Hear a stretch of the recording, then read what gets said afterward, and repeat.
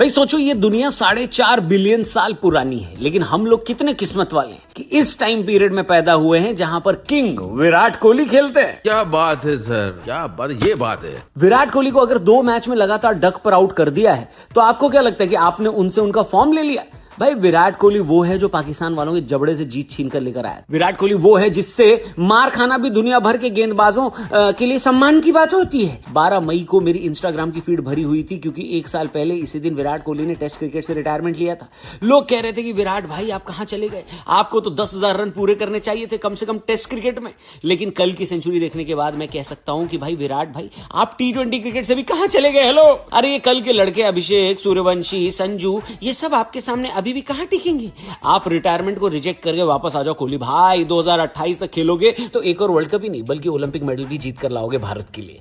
वही Olympic medal जो cricket में इसीलिए दिया जा रहा है क्योंकि विराट कोहली क्रिकेट खेलते थे। नहीं यकीन होता तो गूगल करके देख लेना कि ओलंपिक के जो बड़े लोग हैं उन्होंने क्रिकेट को ओलंपिक में शामिल करने की वजह क्या बताई है। खैर विराट भाई न तो टेस्ट क्रिकेट में वापस आ रहे हैं और न ही T20 में, इस बात का दुख तो है, लेकिन कल जो सेंचुरी उन्होंने बनाई है उसको थोड़ा सेलिब्रेट कर लेते हैं और आपको मैच के बारे में बता देते हैं। दोस्तों कल के मैच में हुआ ये कि रायपुर में रजत पाटीदार ने टॉस जीतकर कहा कि ऑफ कोर्स हम लोग बॉलिंग करेंगे क्योंकि यहां पर तो कोई बेवकूफ ही होगा जो पहले बैटिंग ले ले।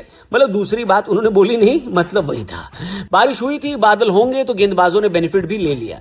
फिन एलन जिन्होंने पिछले मैच में सेंचुरी बनाई थी, यहां पर भी उन्होंने तेजी तो दिखाई, लेकिन इस IPL भुवनेश्वर भाई के आगे कोई बोल सकता है क्या? भूवी भाई पर्पल कैप तो ऑलरेडी ले चुके हैं, अब वो टीम इंडिया में वापसी करने के लिए खेल रहे हैं, इसीलिए उन्होंने डेंजरस दिख रहे फिन एलन को वापस भेज दिया। अजिंक्य रहाणे भी जल्दी आउट हो गए। ऐसे में अंकुश रघुवंशी ने मोर्चा संभाल लिया। रघुवंशी भाई की भी इस बार इतनी तारीफ हो नहीं रही है, लेकिन उन्होंने कोलकाता के लिए बेहतरीन खेल तो दिखाया है। कई लोग तो कह रहे हैं कि शुभमन गिल को छोड़कर जो कोलकाता की टीम मैनेजमेंट ने गलती करी थी वो अब रघुवंशी के साथ नहीं करना चाहिए उनको, और इनको वो जो लंबा खेलेगा है। इस सीजन ये रघुवंशी का चौथा अर्धशतक था। उनके 71 रन की बदौलत कोलकाता ने बेंगलुरु की मजबूत बॉलिंग लाइनअप को चैलेंज किया। साथ मिला रिंकू सिंह का जिन्होंने एक बार फिर बढ़िया फिनिश किया और 49 रन बनाए। इन दोनों की पार्टनरशिप की वजह से कोलकाता 20 ओवर में 192 बनाने में कामयाब हो गई, लेकिन ये साफ लग रहा था कि जितने रन बनने चाहिए थे उतने बने नहीं। स्ट्रेस में तो कोलकाता की टीम आ गई थी। और आप भी हेलो, लाइफ से स्ट्रेस को भगाओ, कामनेस लाओ, यंग मॉन्क की कैन उठाओ, इंडिया की फेवरेट कामनेस ड्रिंक है। और अभी तो इतना कड़क बाय 1 गेट 1 ऑफर चल रहा है कि वो तो आपको लूट लेना चाहिए। डिस्क्रिप्शन में जो लिंक दिया उस पर क्लिक करके अगर एक कूपन कोड लगाएंगे तो एक पैक खरीदने पे दूसरा पैक फ्री पाएंगे। जरूर ट्राई करना। 50,000 से ज्यादा कैंस बिक चुके हैं, आप कहां पड़े हो चक्कर में? कोई नहीं है यंग मॉन्क के टक्कर में। Order now. आगे बढ़ते हैं। खैर जब अगली इनिंग शुरू हुई उसमें विराट कोहली खेलने आए तो इस बात पर मोहर लग गई कि हाँ कोलकाता वालों ने ढंग से रन तो बनाए नहीं थे, क्योंकि कोहली भाई जो पिछले 2 मैच में लगातार डक पर आउट हुए थे उन्होंने सबसे पहले सेलिब्रेशन किया 1 रन लेकर, और ऐसे सेलिब्रेट किया पहला रन लेकर जैसे उन्होंने सेंचुरी बना दी हो। लेकिन अगर कोहली भाई सेलिब्रेट कर रहे हैं मतलब सेंचुरी बना देंगे। कोहली भाई को सेंचुरी बनाने में कभी कोई प्रॉब्लम आई है क्या? हेलो, जिस इंसान की सेंचुरी से सचिन के रिकॉर्ड को खतरा हो उसे सेंचुरी बनाने में क्या दिक्कत आएगी? वो भी तब जब 21 रन पर रोमन पावल उनका कैच ड्रॉप कर दें। कोहली भाई ने RCB वर्सेस कोलकाता मैच को कोहली वर्सेस कोलकाता बना दिया। दूसरी तरफ से विकेट गिर रहे थे, कोई भी ढंग से बैटिंग कर नहीं पाया।